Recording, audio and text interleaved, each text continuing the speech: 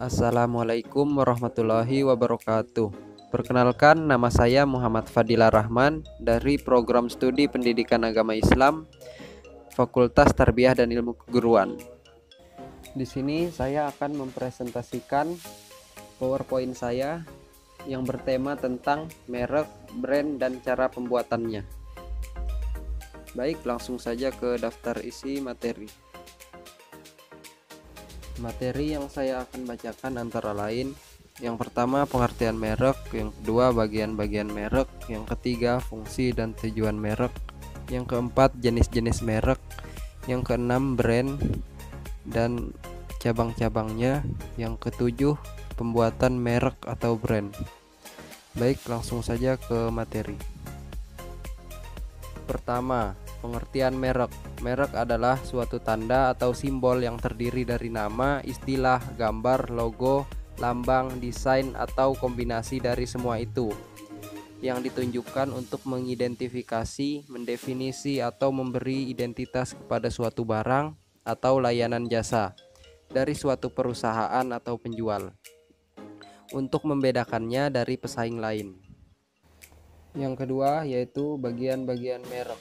Menurut Kotler dan Keller, pada tahun 2009, suatu merek umumnya terdiri dari beberapa bagian, yaitu yang pertama, nama merek atau brand name adalah sebagian dari merek yang diucapkan. Yang kedua, tanda merek atau brand merek adalah sebagian dari merek yang dapat dikenal tetapi tidak dapat diucapkan, seperti lambang, desain, logo, huruf, atau warna khusus. Yang ketiga, tanda merek dagang atau trademark adalah merek atau sebagian dari merek yang dilindungi hukum karena kemampuannya menghasilkan sesuatu yang istimewa. Yang keempat, hak cipta atau copyright adalah hak istimewa yang dilindungi undang-undang untuk memproduksi, menertibkan, dan menjual karya tulis, karya musik, atau karya seni. Lanjut ke slide berikutnya. Yang ketiga, fungsi dan tujuan merek. Fungsinya yaitu yang pertama, memberi identitas pada barang atau jasa. Yang kedua, menjamin kualitas suatu barang dan jasa bagi konsumen. Dan yang ketiga, sebagai pembeda produk atau jasa antara seseorang atau badan hukum satu dengan yang lain. Tujuan suatu merek adalah agar dapat mempertahankan pemasaran produksi dan mengantisipasi terjadinya kejadian yang tidak diinginkan, misalnya penipuan dan hal yang lain yang dapat merusak suatu perusahaan tersebut. Baik, saya lanjut ke slide berikutnya. Yang keempat, jenis-jenis merek. Menurut Undang-Undang Nomor 20 Tahun 2016 tentang merek dan indikasi geografis, merek dibagi menjadi tiga, yaitu yang pertama, merek dagang adalah merek yang digunakan pada barang yang diperdagangkan oleh seseorang atau beberapa orang secara bersama-sama atau badan hukum untuk membedakan dengan barang sejenis lainnya. Yang kedua, merek jasa adalah merek yang digunakan pada jasa yang diperdagangkan oleh seseorang atau beberapa orang secara bersama-sama atau badan hukum untuk membedakan jasa sejenis lainnya. Yang ketiga, merek kolektif adalah merek yang digunakan pada barang dan jasa dengan karakteristik yang sama mengenai sifat, ciri umum, dan mutu barang atau jasa serta pengawasannya, yang akan diperdagangkan oleh beberapa orang atau badan hukum secara bersama-sama untuk membedakan dengan barang atau jasa sejenis lainnya. Lanjut ke slide berikutnya. 5. Pengertian brand. Brand dan merek adalah dua istilah yang tidak asing di telinga kita para konsumen. Meski familiar, namun banyak di antara kita yang belum memahami kedua istilah tersebut. Tak jarang pula yang beranggapan keduanya sama saja, padahal tidak demikian.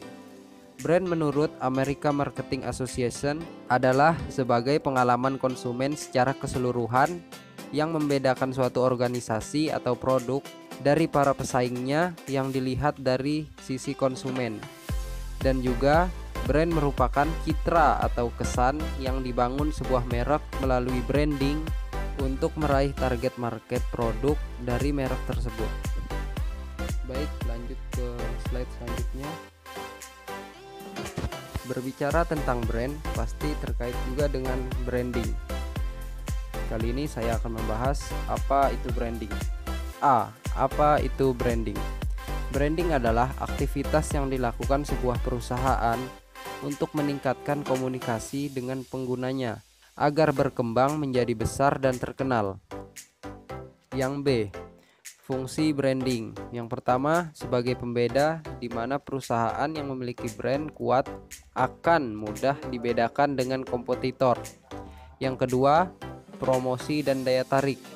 Jika Anda memiliki brand yang kuat, maka promosi akan lebih mudah dilakukan. Pelanggan cenderung memilih brand yang kuat dan loyal terhadap brand yang sama. Yang ketiga, membangun citra, keyakinan, jaminan kualitas, dan prestis. Beberapa hal ini akan membuat bisnis Anda menjadi mudah diingat. Yang keempat, sebagai pengendali pasar. Brand yang kuat dapat mengendalikan pasar karena masyarakat telah mengenalnya. Lanjut ke slide selanjutnya. C. Tujuan branding.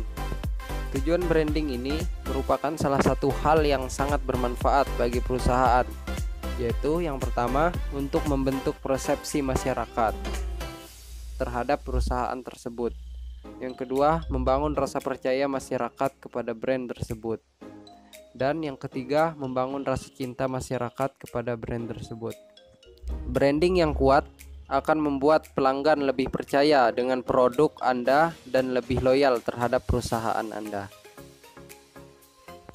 Yang D, manfaat branding. Yang pertama, memberikan daya tarik bagi konsumen. Yang kedua, memudahkan perusahaan mendapatkan loyalitas pelanggan terhadap produk atau jasa Anda. Yang ketiga, membuka peluang perusahaan untuk menetapkan harga jual yang tinggi. Yang keempat, peluang bagi Anda sebagai pelaku usaha untuk melakukan diferensiasi produk. Yang kelima, menjadi pembeda atau ciri tertentu yang membedakan produk perusahaan dengan produk milik kompetitor. Lanjut ke slide selanjutnya. 6. Pembuatan merek atau brand. Yang pertama, menentukan nama merek usaha atau produk, yaitu yang A, menggambarkan produk yang dijual. B, nama merek yang disingkat, maksimal 5 suku kata dan minimal 2 suku kata. Yang C, mudah dihafalkan dan diingat. Yang D, nama merek yang belum digunakan untuk menghindari hak cipta. Yang kedua, menentukan warna merek sebagai ciri khas agar masyarakat mengenal usaha kita melalui warna, yang mana masing-masing warna mempunyai kesan dan maksud tersendiri. Lanjut ke slide selanjutnya. 3. Membuat logo merek. Kita bisa berkreasi untuk menghasilkan sebuah logo yang dapat menggambarkan produk, visi misi perusahaan, dan lain-lain, serta dari bentuk juga memiliki arti tersendiri. Yang keempat, membuat maskot yang menggambarkan merek. Terkadang kita lebih mudah mengingat wajah seseorang daripada namanya, terutama pada orang-orang yang jarang ketemu. Nah, dalam dunia wirausaha, kita juga perlu menggambarkan wajah usaha ke dalam bentuk maskot atau kemasan produk dan lain-lain. 5. Mendaftarkan nama merek secara hukum. Kita perlu mendaftarkan nama merek yang kita buat agar sah secara hukum dan tidak digunakan oleh orang lain. Pendaftaran juga berfungsi untuk melindungi perusahaan dari kemungkinan menjiplak atau plagiarisme. Lanjut ke slide selanjutnya. 6. Mengaplikasikan nama merek. Selanjutnya, nama tersebut perlu kita tuangkan ke dalam kemasan produk, kop surat perusahaan, papan nama usaha, advertising, serta media lainnya. Yang ketujuh, yang terakhir, sebagai pemasaran nama merek. Saatnya memasarkan nama merek usaha yang telah kita buat. Pemasaran bisa melalui iklan, kualitas produk yang bagus, pelayanan yang baik kepada konsumen, dan cara-cara lainnya. Sekian, terima kasih. Mohon maaf jika ada salah dan lebihnya. Saya akhiri. Wassalamualaikum warahmatullahi wabarakatuh.